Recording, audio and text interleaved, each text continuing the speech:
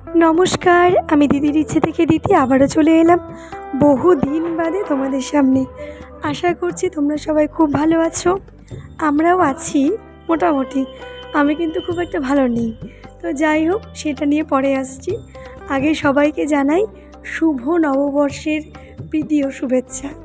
তো যাই হোক, কালকে তো গেছে নববর্ষ, তারই ছোট্ট করে কিছু ভিডিও তোমাদের জন্য রেখেছি, তোমাদের সাথে শেয়ার করব। তো সেটাই দেখো তোমরা।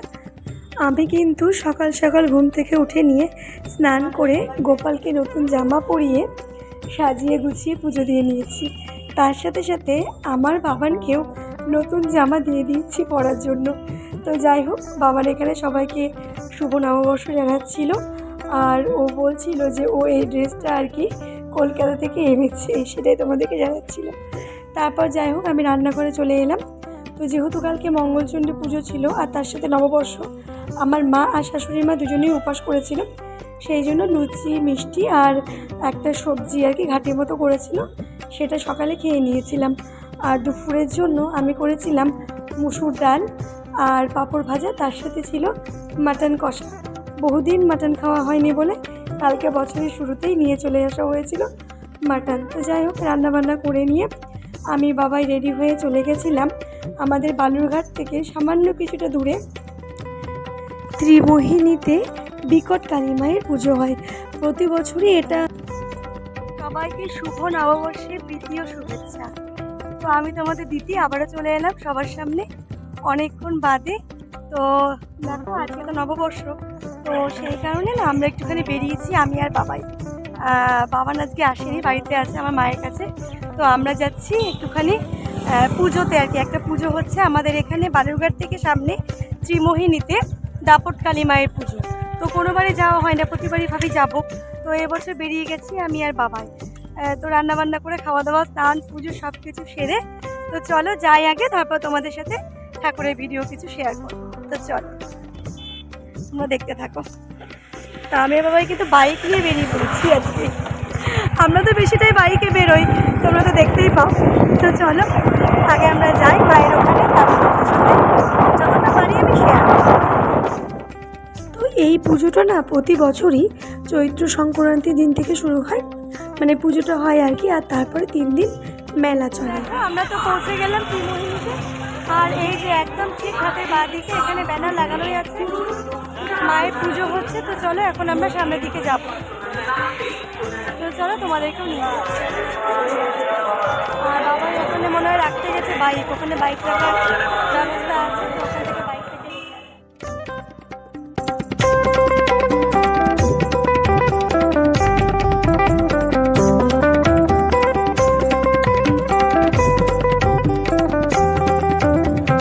আমরা তো ঢুকে গেলাম এখন, কিন্তু বলছে নাকি অনেকটা দূর হাঁটতে হবে, তাই কি? আমরা তো বলছি অনেক দূর হাঁটতে হবে, জানি না এখন। তো চলো যতদূর হাঁটা যায় চেষ্টা করি হাঁটার।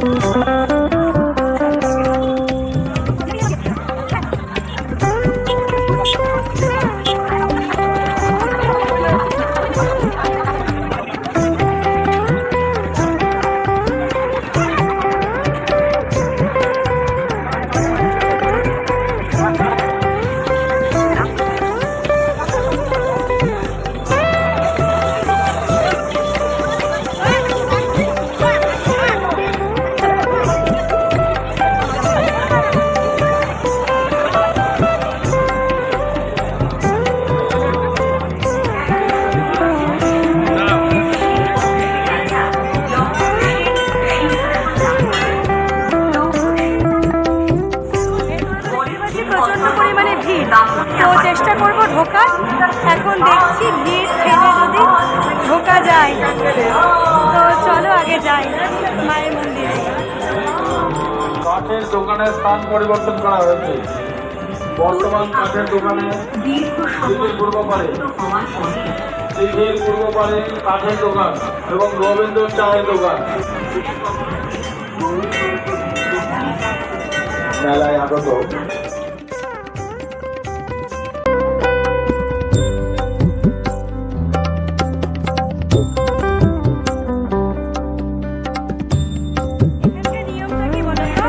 এখানে কিন্তু অফিস থেকে এসে একটা রসিদ আছে, এই কুপন কাটলে তবেই তোমরা ওখানে গিয়ে পুজো দিতে পারবে। তো যাই হোক, আগে কিন্তু রসিদটা কেটে নিতে হবে, এই রসিদটা কাটলে তবে তোমরা গিয়ে পুজো দিতে পারবে।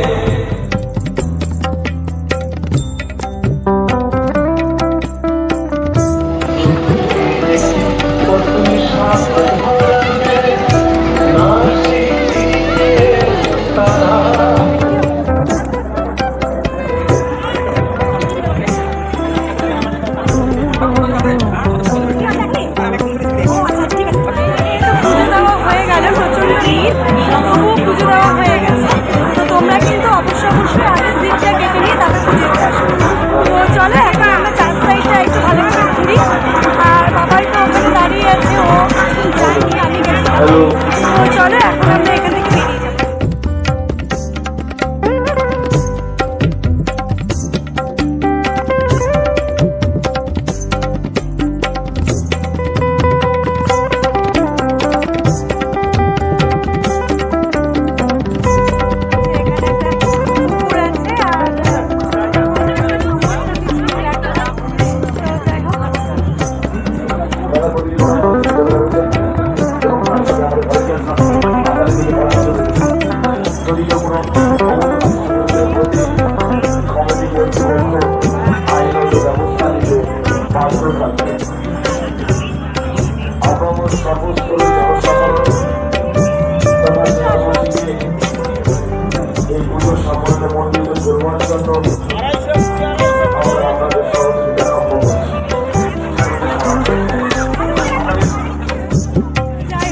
আমাদের অফিস ঘরে ভোগের রসিদ দেওয়া হচ্ছে।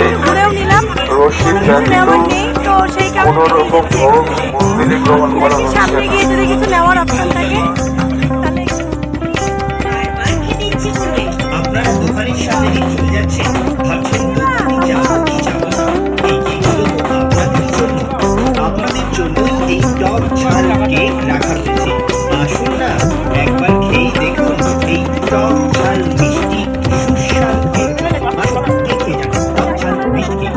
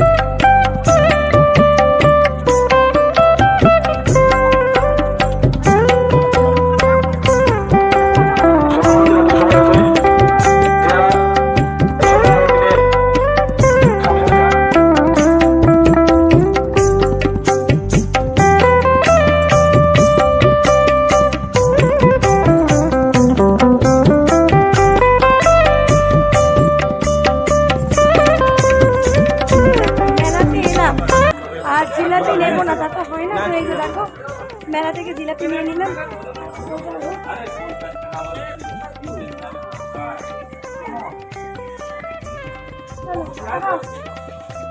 তো যাই হোক, ভালোই লাগলো। নববর্ষের দিন মেলা ঘোরা দিয়ে শুরু করলাম। তো দেখা যাক সারা বছর কীরকম কি ঘোরা হয়। আমরা তো ওটাই ভাবি যে প্রথম দিন যা যা হবে সারা বছর তাই হবে, কিন্তু সেটা ঠিক হলেও পুরোপুরি ঠিক না। মানুষ তো সবাই দুঃখ কষ্টের মধ্যে দিয়েই চলতে হয়। তো যাই হোক, শুরুটা তো ভালোই হলো, দেখা যাক এখন বছরটা কেমন যায়। তো চলো, তোমাদের সাথে পুরোটা পরে সব শেয়ার করবো।